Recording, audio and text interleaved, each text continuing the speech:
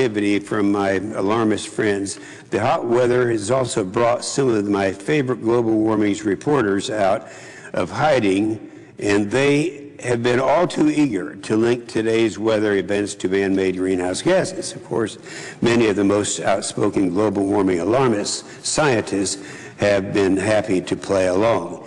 But the important point is this, and I want to make this today, is that no one, not even the most committed alarmists, can claim that any percentage of the warm weather is due to man-made greenhouse gases.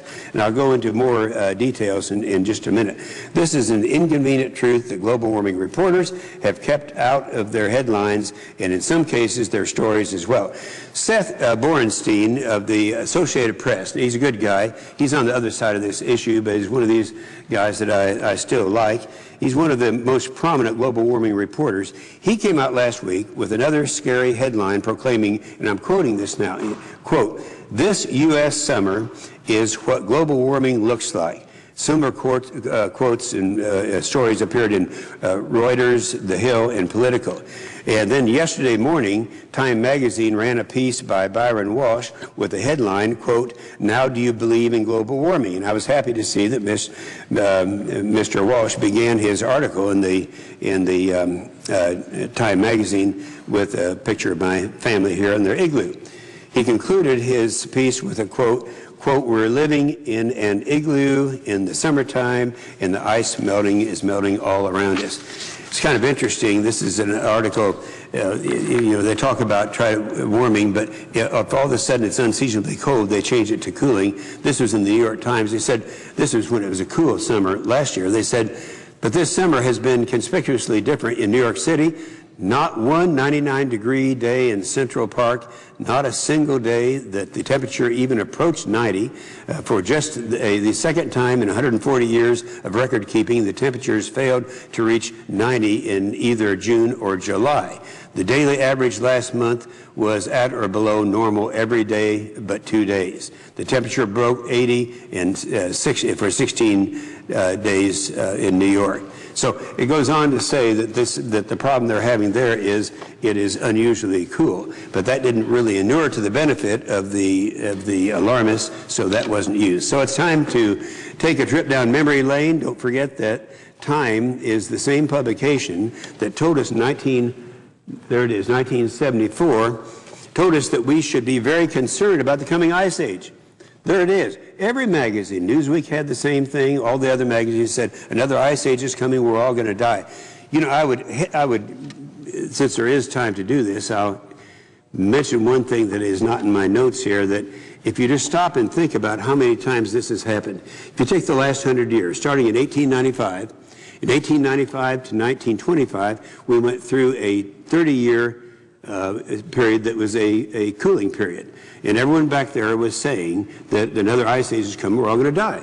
Then from 1925 to 1945, for that 20-year period, we went through a warming period. And everyone was saying that's when they coined the phrase global warming. That was way back in the 1930s. Well, anyway, from 1945 to 1975, we went into a cooling period. And again, they talked about an ice age is coming, and that's where you had. Then after that, we went into a warming period that went up to the turn of the century. Now it's actually going down into a cooling period again. But that was actually a chart. And I guess what I'm saying here is every 30 or 20 or 30 years, we go through this. And we go through the same hysteria. And everyone goes crazy and the world's coming to an end. But the interesting thing about this is that the time in the world history when we had the greatest surge of CO2 was right after World War II. That was 1945, and that precipitated not a warming period with all that CO2, but a cooling period that endured for 30 years. And there it is, headlines in the paper. Now, 30 years later, during the height of the global warming movement, they changed their tune. The image that is sealed in everyone's mind and Time magazine cover is the one. There you have it right there. Be worried, be very, very worried. There's the last polar bear standing on the last cube of ice. Everything's melting and we're all going to die again. So, but that's still the same magazine, Time magazine. So you can have it either way. You know, if I were on the board of directors of Time magazine, I'd probably do the same thing. It's a competitive business. You got to sell. But the truth is that even when you ask an alarmist directly, they won't specifically link the recent weather events to human activity. Put I want to put the big one back up just so people can enjoy it. How do we know this? We recently came across a recorded conference call held by a group called Climate Communications. This is a very liberal group. As their website confirmed, this call was held to feed talking points to reporters on how to link the heat over the past few weeks to man-made global warming. To his credit, AP reporter Seth Borenstein asked the most important question of the call. He asked what percentage of the recent warm weather can be attributed to man-made gases. Now, I want to be completely accurate, so I'd like to quote in full Borenstein's question, as well as the answers that he got from a Dr. Michael Oppenheimer and Dr. Stephen Rooney, two of the foremost global warming alarmist scientists. So this is what Seth Borenstein said. He said, let me try and put you more on the spot, Mike and Steve, talking to the scientists. I know there's no attribution. You haven't done attribution studies, but if you ballparked it right now and had to put a percentage number on this, on the percent that the heat wave, the percentage of blame, what percentage of blame could you put on anthropogenic climate change? That's man-made climate change on this current heat wave, on the and the fires, and what percentage would the two of you use? And well, Dr. Oppenheimer said, he is a scientist, he said, come on, I'm not going to answer that. Well, yes, I will answer it. My answer is I won't do it. You know that we have to do things carefully, because if you don't, we're going to end up with bogus information out there. People will start disbelieving because you'll be more wrong more often. Still quoting now, this is not the kind of thing I want to do off the top of my head, nor do I think it can be done, you know, convincingly without really doing careful analysis. So I'll pass on this one and see if Steve, that's the other scientist, has a different view. Well, Dr. Steve Rennie said, well, I already got way too hypothetical on my last answer. Yeah, it's probably really dangerous for us to just lob out an answer. Well, this goes on and on and on, and I have all this down, which will actually be in the record at this point, but it is redundant, because he keeps trying to get them to say that there's a percentage of chance that this warm weather is due to global warming. Now, we got to stop for a minute, because seeing that Seth Borenstein was asking an inconvenient question. One of the moderators tried to step in and tell the AP reporter that his question was a bad one. Let me quote that again. It's Susan Hasso, the moderator for the event. Seth, most of the scientists I talked to say it's a controlling factor, and that what we can say, and that it's really not even really a well-posed question to ask for a percentage, just because it's just what you're asking for really, and she stammered around quite a bit, is for a model to determine the chances of this happening without climate change or with climate change, and the models are not very good. So I'd have to see how he responded. He said, I understand. I've been covering this for 20 years. I understand. I don't need a lecture from you. Thank you very much. What I'm asking for is, and he went on and tried to get it. Obviously, he never was able to get it. Here's the irony. Their website specifically explains that the purpose of the call is to give reporters a link relating hot weather to human-caused global warming. It states, quote, Climate Communication hosted a press conference featuring experts discussing the connections between extreme heat and climate change, but when pressed, they couldn't make the link. Again, Borenstein asked a great question, a question that badly needed to be asked. But unfortunately, none of the information appeared in his article for the AP. Without that link, Borenstein was forced to make his article about what global warming could look like in the future. But in doing so, he left out any mention of uncertainty expressed by the scientists.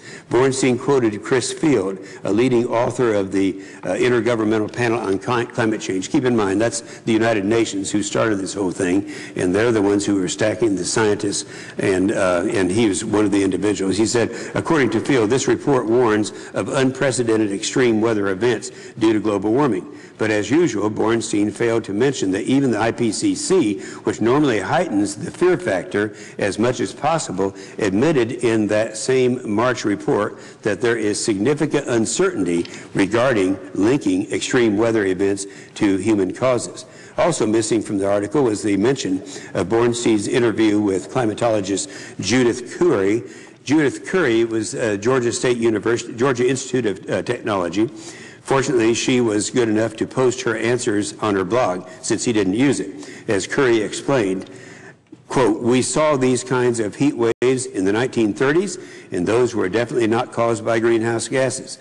Weather variability changes on a multi-decadal time scales associated with large ocean oscillations. I don't think that what we are seeing this summer is outside the range of natural variability for the past century in terms of heat waves, particularly in cities. Urbanization can also contribute to the warming. Now, there was another interesting part of the conference call that I think is worth mentioning.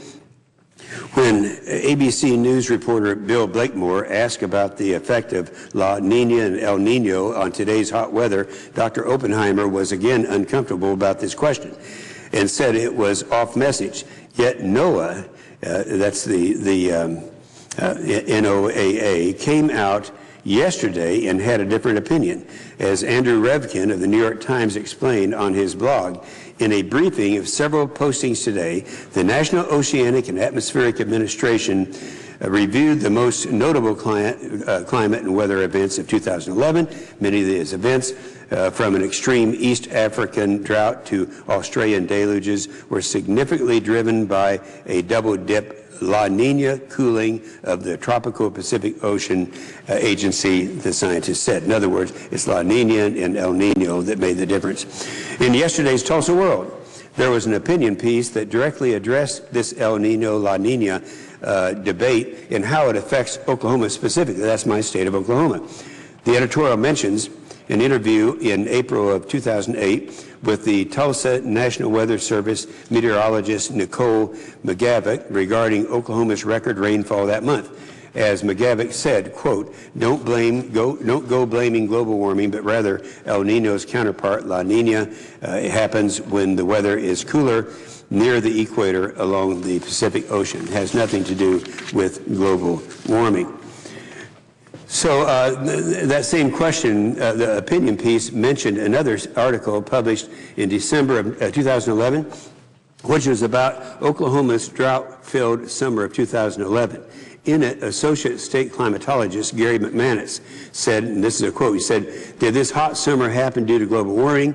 No. I think when we study this summer, we will find that we would have had the warmest summer regardless of global warming. With all this in mind, it's no wonder that when Time magazine asked the question, now do you believe in global warming? The answer is resounding. The American people are no longer buying it. You know, as the Washington Post recently reported, global warming is no longer an issue of concern for Americans. And one of the reasons is that the public doesn't trust those who try to use hot weather as proof of global warming. The public has clearly grown weary of the alarmist fear campaigns. After all, they've been going on for 12 years. Now, just how bad have things gotten for the global warming movement? Well, one indication is that no one is even talking about global warming except for myself and Representative Markey over in the House. As the Politico article said yesterday, Representative Markey accused Republicans of being silent on the threat of global warming.